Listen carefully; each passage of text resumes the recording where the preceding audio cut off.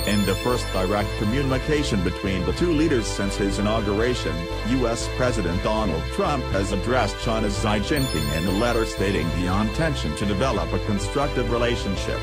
There is still no sign of a phone call being set up, however.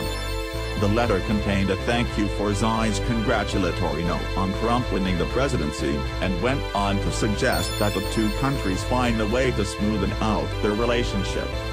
President Trump stated that he looks forward to working with President Xi to develop a constructive relationship that benefits both the United States and China, said a statement from White House spokesman Sean Spicer.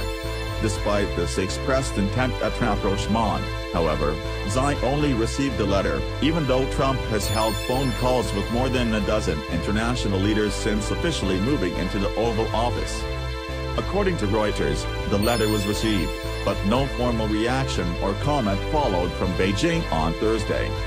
The news agency learned from foreign ministry sources in China that Beijing has been in no hurry to set up a call between the two leaders, reportedly out of fear that if the telephone conversation went wrong and the details were reported in the American press, Xi might lose face. It would be incredibly embarrassing for President Xi and for Chinese people, who value the concept of face, a Chinese diplomatic source told the agency. These things need to happen in a very controlled environment for China, and China can't guarantee that with the unpredictable Trump, the source said, adding that the U.S. president appears to have been distracted by other matters thus far. The U.S. president's first 3 weeks in office have caused a stir with the Chinese, with a series of statements angering Beijing and leading to escalating tensions.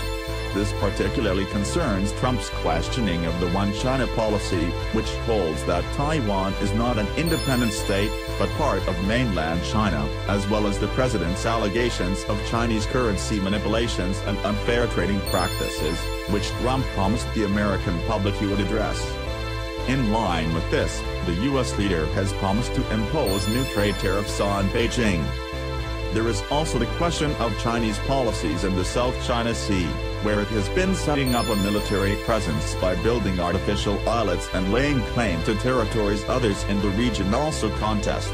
Washington has launched repeated verbal attacks and threats at Beijing, the latest coming from Defense Secretary James Mattis, who on Saturday reiterated the U.S. commitment to its ally Japan. Tokyo has been growing uneasy at Chinese actions and has been beefing up its own military with record financial injections. I made clear that our long-standing policy on the Senkaku Islands stands. The U.S. will continue to recognize Japanese administration of the islands, and as such Article 5 of the U.S.-Japan Security Treaty applies, Mattis said at a press conference with his Japanese counterpart, Tomomi Inada. According to the treaty, the U.S. can involve itself in defending Japan, including over the Senkakus, located in the East China Sea, and disputed with China, which refers to them as the Dipoyas. The Chinese Foreign Ministry nonetheless said last week it is willing to establish closer ties to Washington in working to settle all manner of disputes. However, as Trump's letter indicates, both sides are being cautious about cooperation at the time when unsolved diplomatic disputes still hang overhead. Chinese Foreign Minister Wang Yi warned on Wednesday that neither country should be interested in a conflict. For any sober-minded politician, they clearly recognize that there cannot be conflict between China and the United States because both will lose, and both sides cannot afford that, the diplomat said after being asked about the possibility of war between the two nations during a press conference in Canberra, Australia, on Tuesday.